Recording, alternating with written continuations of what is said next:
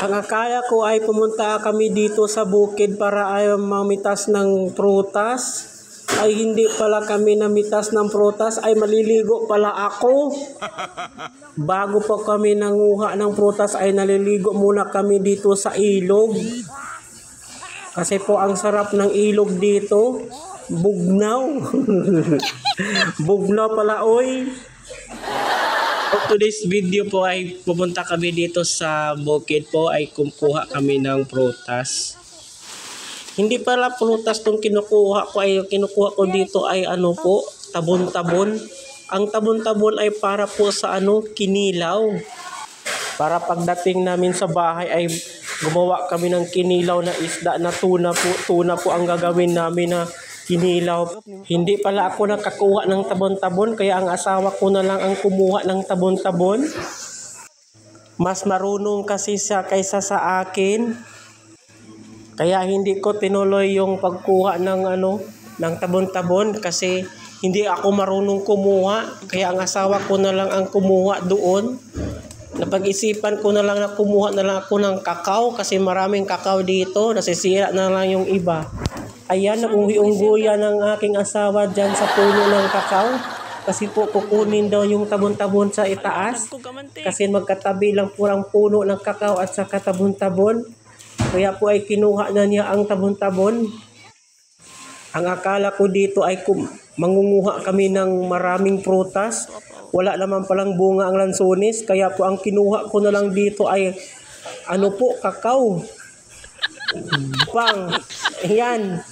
Nagkamali pala yung pagbukas ng kakao kasi po ang kakao na ito ay hindi naman pala ay bukya. Bukya ang kakao na ito, bukya. Bukya ang kakao. Kaya po ay pagdating namin dito ay nangunguha din ako ng palaw. Yung paw. Ayan, nangunguha ng paw. Malapit pang na slide. Ayan po, nandito kami sa bukid. Kaya po nakikita kami ng ilog dito. Kaya po ay nagliligo na lang talaga ako dito. Kasi marami po yung mga isda dito. Akala namin may maraming isda. Hindi naman pala. Natatakot pala ang isda. Kasi po paglutob ko sa sa ilog ay nawawala ang mga isda. Kasi natatakot sa aking itlog. Pagkatapos naming maligo sa ilog ay umuwi na kami. At nakakita kami ng hinog na saging na tundan. Para kaming nag-unggoy-unggoyan dito kasi dito ko kinain yung hinog na tundan. Ang bait naman pala sa mga ibon kasi may natira pa para sa mga unggoy. Nandito po, kagaya po sa akin ay parang unggoy. Dito na lang kinakain yung mga hinog na tundan. Kaya po ay nagpapasalamat kami sa ibon kasi may natira pa. Lalakad na kami ay nakakita naman kami ng bayabas na hinog. Marami palang bayabas na hinog dito kaya po ay kinakain ko dito. Tinitikman ko kung masarap ba talaga ang bayabas na ito. Pagtikim ko pala ay masarap pala. Paglibang dito ay tubol na. Kaya dahan-dahan po tayong kumain ng bayabas kasi para po ay hindi po tayo magkatubol. Ang sarap pala ng kumain ng bayabas dito sa bukid. Kasi po masarap talaga ang bayabas dito. At naglalakad na din kami ay pumunta kami doon sa kabila. May nakita din kami ng guyabano dito. Kaya ay kinuha namin. Ito pala ang mangnanakaw na walang paalam sa may-ari. Kaya po pinapasok na namin ang grabana o guyabano dito sa sa sako naming dala.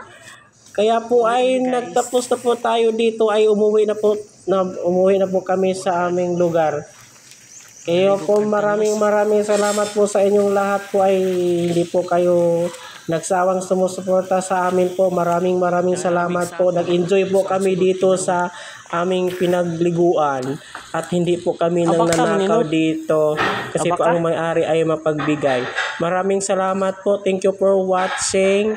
Nanood lang kayo sa aming pagligo-ligo. Maraming salamat.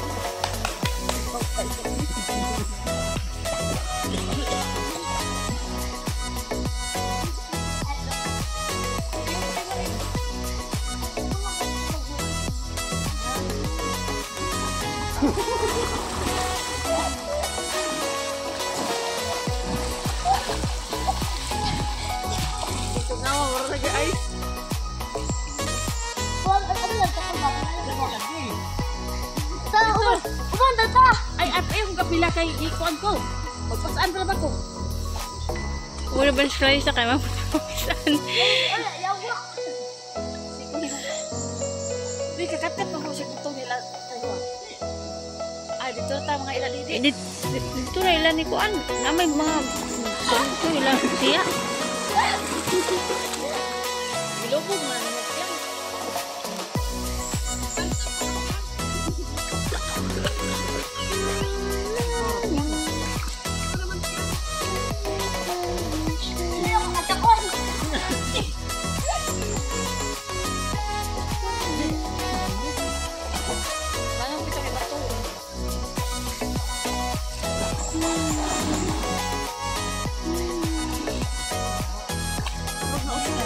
Naasal ito.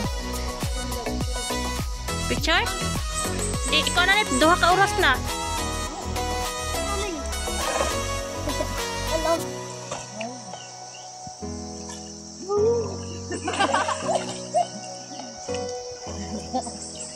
Kalap kayo. Ako doon lang ako, Docker.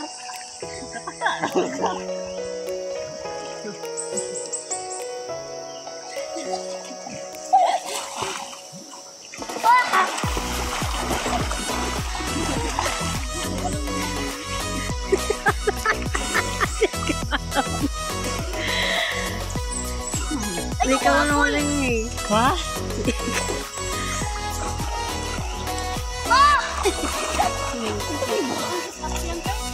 Ano ko, kawin mo na. Ano, kakaw ko,